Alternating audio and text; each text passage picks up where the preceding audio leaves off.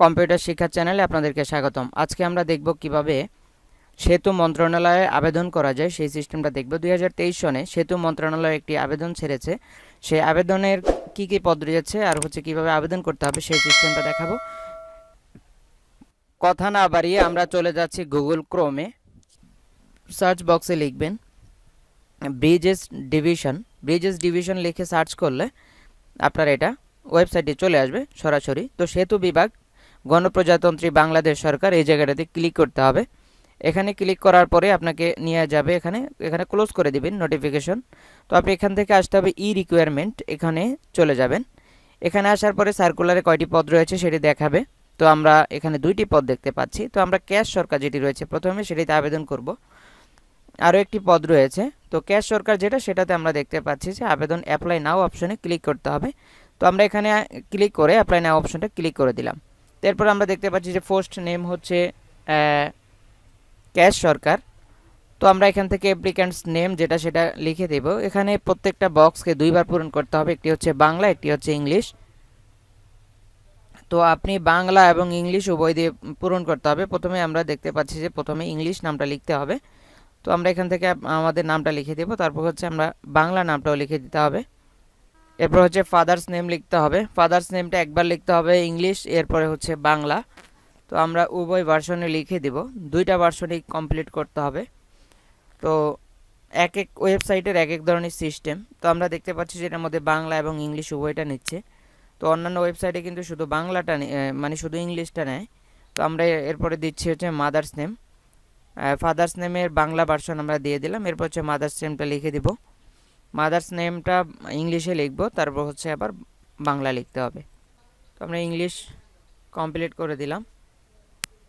এরপর হচ্ছে বাংলা ভার্সনে লিখতে হবে মাদার্স নেম। তো এখানে মাদার্স নেম আমরা বাংলা লিখে দিচ্ছি। তো এখানে যদি কোনো কোটা থাকে দিবেন, আর যদি না থাকে তাহলে নো কোটা দিবেন, নন কোটা দিয়ে দিলে হবে। এরপর হচ্ছে আপনার ডিস্ট্রিক্ট যেটা সেটা এখান থেকে ধরে দিবেন।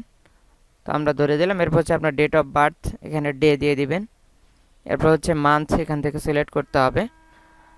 মান্থ সিলেক্ট করার পরে এরপর হচ্ছে ইয়ার, কত বছর আপনার বছর, জন্মসালে বছরটা দিয়ে দিবেন। এখানে যদি পূর্বে কোনো চাকরি করে থাকেন তাহলে ইয়েস দিবেন, আর না হলে নো দিয়ে দিবেন। মেল ধরা আছে।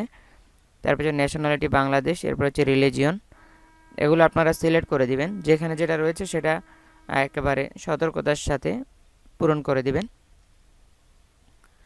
তো আমরা এরপর হচ্ছে ন্যাশনাল আইডি, অর্থাৎ আইডি কার্ডের যে নাম্বার সেই নাম্বারটা এখানে বসাই দিতে হবে। তো আমরা আইডি কার্ডের নাম্বারটি এখানে বসিয়ে দিচ্ছি। তো এরপর হচ্ছে ম্যারিটাল স্ট্যাটাসটা আপনি দিয়ে দিবেন। তারপরে হচ্ছে আপনার এখানে যেটা রয়েছে প্রেজেন্ট অ্যাড্রেস এবং পার্মানেন্ট অ্যাড্রেস দুইটাই আপনারা সতর্কতার সাথে দুইটা পূরণ করে দিবেন। প্রেজেন্ট এবং পার্মানেন্ট দুইটা অ্যাড্রেস দিয়ে দিতে হবে। তো আমরা প্রেজেন্ট এবং পার্মানেন্ট দুইটা অ্যাড্রেসকে বসিয়ে দিচ্ছি।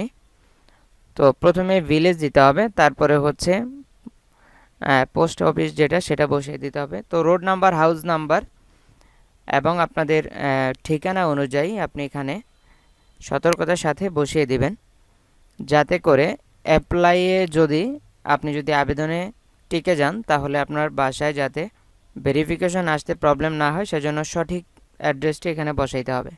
তো আমাদের অ্যাড্রেসটি বাংলা ভার্সনে লিখতে হবে এবং ইংলিশ ভার্সন উভয় ভার্সনে লিখতে হবে। তো আমরা চলে যাচ্ছি পার্মানেন্ট অ্যাড্রেস।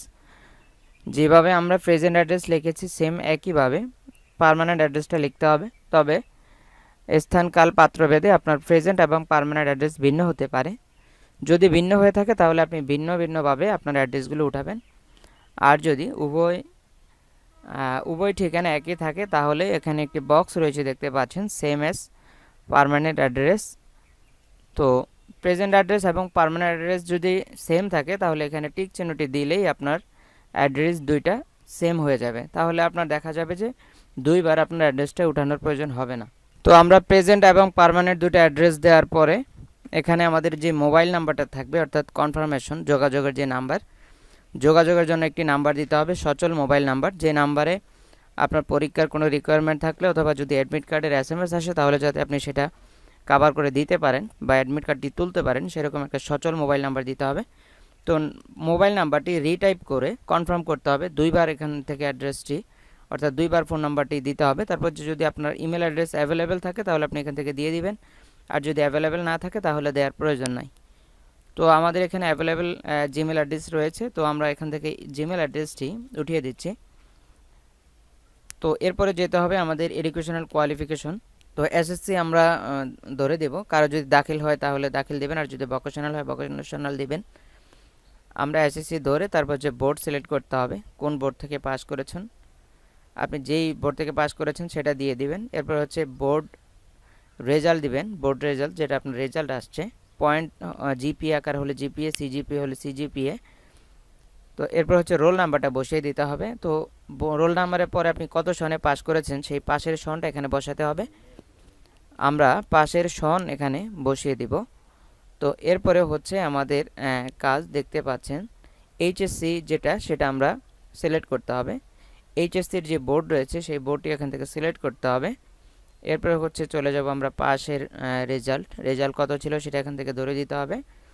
এরপর হচ্ছে আমরা রোলটা বসিয়ে দেব, এইচএসসির যে রোল সেই রোলটি এখানে সিলেক্ট করে দিতে হবে, মানে হচ্ছে রোলটি উঠিয়ে দিতে হবে। তারপর হচ্ছে কত সনে পাস করেছেন সেই পাশের সন এখানে উল্লেখ করতে হবে। তারপর হচ্ছে আপনার যে পিকচারটি সাইজ করে নেবেন। তো পিকচার সাইজ করে একটি ভিডিও আমাদের চ্যানেলে দেওয়া আছে অলরেডি, আমরা ডিসক্রিপশনে সেই লিঙ্কটি দিয়ে দিব, আপনারা সেখান থেকেও পিকচার সাইজ করা অপশনটি দেখতে পারেন। তো জাস্ট এখান থেকে চুজ অপশনে ক্লিক করলে আপনার পিকচারটি চলে আসবে। আপনি যেই লোকেশনে পিকচারটি রাখবেন সেখান থেকে জাস্ট ডাবল ক্লিক করলে চলে আসবে। তো আমরা এরপর হচ্ছে সিগনেচার, একই জায়গায় আমরা সিগনেচার রেখেছিলাম, ডাবল ক্লিক করলাম, চলে আসলো। তো এই দুইটা পিকচার এবং সিগনেচার, এই দুইটা সতর্কতার সাথে এবং সঠিক মাপে না হলে আপনার আপলোড হবে না। তো আমরা এরপর এখানে যে ক্যাপচারি দেওয়া আছে সেটা বসিয়ে দিলাম, আর হচ্ছে এখানে এটা জাস্ট টিক চিহ্ন দেব। দেওয়ার পরে আপনার অ্যাপ্লিকেশনটি প্রিভিউ দেখতে হবে, অর্থাৎ কোনো ভুল রয়েছে কিনা, কোনো তথ্যে কোনো ভুল রয়েছে কিনা সেগুলো আপনি এখান থেকে দেখে নেবেন। প্রিভিউ অপশনে আগে ক্লিক করবেন। প্রিভিউ অপশনে আপ টু ডাউন, অর্থাৎ উপর থেকে নিচে সকল তথ্যগুলো চেক করে নেবেন, রিচেক করে নিতে হবে। চেক করার পরে যদি আপনার মনে হয় যে আমার সকল তথ্যগুলো সঠিক, তাহলে আমি সাবমিট অপশনে ক্লিক করব। তো আমরা এখান থেকে ওকে ক্লিক করতে হবে, জাস্ট ডাউনে ওকে রয়েছে, আমরা ওকে ক্লিক করে দিলাম। এরপর হচ্ছে সাবমিট অপশনে ক্লিক করে দিব।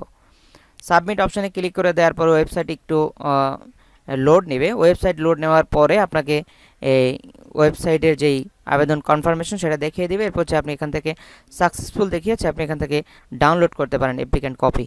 তো অ্যাপ্লিক্যান্ট কপি ডাউনলোড করার পরে আমাদের কাজ হচ্ছে আমাদের আবেদনের যে ফি সেই ফিটা প্রদান করা। আবেদনের ফি প্রদান করার সাথে সাথে আমাদেরকে একটি অ্যাডমিট কার্ড দেবে, অ্যাডমিট কার্ড সাথে সাথেই দিয়ে দেবে। তো আমরা এখান থেকে আবেদন করার যে সিস্টেম সেটা দেখব। আবেদন করার জন্য আমাকে যেতে হবে কোথায়, যে সেতু মন্ত্রণালয়ের ওয়েবসাইট, সেই ওয়েবসাইটে যাব। যাওয়ার পর এখানে অ্যাপ্লিক্যান্টস লগইন নামে একটি অপশন আমরা পেয়ে যাব। তো সেখান থেকে আমরা আবেদন করব। তবে তার আগে আমরা এখান থেকে আমাদের যে অ্যাপ্লিক্যান্ট কপি সেটি প্রিন্ট দিয়ে নিচ্ছি। জাস্ট প্রিন্ট আইকনে ক্লিক দিলাম, আর হচ্ছে এখান থেকে আমরা প্রিন্টার সেটিং যদি কোনো প্রবলেম থাকে তাহলে সেটিংটা করে নেবেন। তো আমরা একই পেপার উভয় পৃষ্ঠায় দিব, সেজন্য এখান থেকে পেজ নাম্বার ধরলাম, তারপর হচ্ছে সেকেন্ড পেজ আমরা দিয়ে দিব। তো আমাদের প্রিন্টারে সেটিংটা ধরার পরে আমরা এখান থেকে আবার সেকেন্ড পেজ, ফার্স্ট পেজ এবং লাস্ট পেজ উভয় পেজকে একই পৃষ্ঠার মধ্যে দিব। তো সেজন্য আমরা একটু অপেক্ষা করছি। তো আমরা এখানে আসার পরে আবার কোথায় চলে যেতে হবে, হোমে চলে যাব। আমরা দেখতে পাচ্ছি যে এখানে অ্যাপ্লিক্যান্টস লগইন অপশন রয়েছে। তো আপনার ফোনে একটি এসএমএস চলে যাবে কনফার্ম করার সাথে সাথে। তো আপনার ফোনে এসএমএসের যাওয়া যে পাসওয়ার্ড এবং ইউজার আইডি সেটি দিয়ে আমরা লগইন করতে হবে।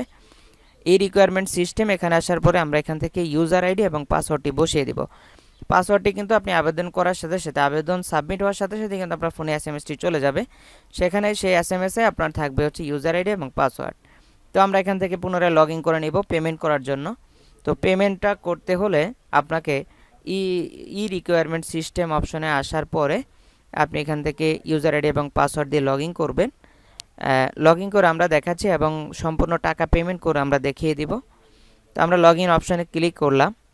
ক্লিক করার সাথে সাথে আমাদেরকে আমাদের যে ওয়েবসাইট, অর্থাৎ আমাদের যে প্রোফাইল, সে প্রোফাইলে নিয়ে আসবে। প্রোফাইলে আসার পর এখান থেকে আমাদের পেমেন্ট অপশনে যেতে হবে। তো আমরা এখান থেকে ডাউনলোড একটি অপশন রয়েছে, তো আমরা চলে যাব কোথায়, পেমেন্ট যেই অপশনটা রয়েছে সেই পেমেন্ট অপশনে চলে যাব। পেমেন্ট অপশনে ক্লিক করে দেওয়ার সাথে সাথে বিকাশ আইকন আসবে, পে উইথ বিকাশ, এখানে ক্লিক করে দিব। দেওয়ার সাথে সাথে আমাদেরকে বিকাশের যেই একটি ফেজ রয়েছে, বিকাশের ফেজ সেখানে নিয়ে আসবে। আমরা এখান থেকে বিকাশ নাম্বারটি উঠাবো, জাস্ট কনফার্ম অপশনে ক্লিক দিব। বিকাশে যে টাকা থাকবে সে টাকা থেকে অটোমেটিকলি তারা কেটে নেবে, সেজন্য বিকাশে একটি কনফার্মেশন SMS যাবে, কোড যাবে, ভেরিফিকেশন কোড যাবে, এটা আসলে আপনার বিকাশ কিনা বা আপনি আপনার বিকাশ থেকে টাকাটা পেমেন্ট করছেন কিনা। কোডটা বসিয়ে দেওয়ার পর আবার আমরা কনফার্ম অপশনে ক্লিক করব।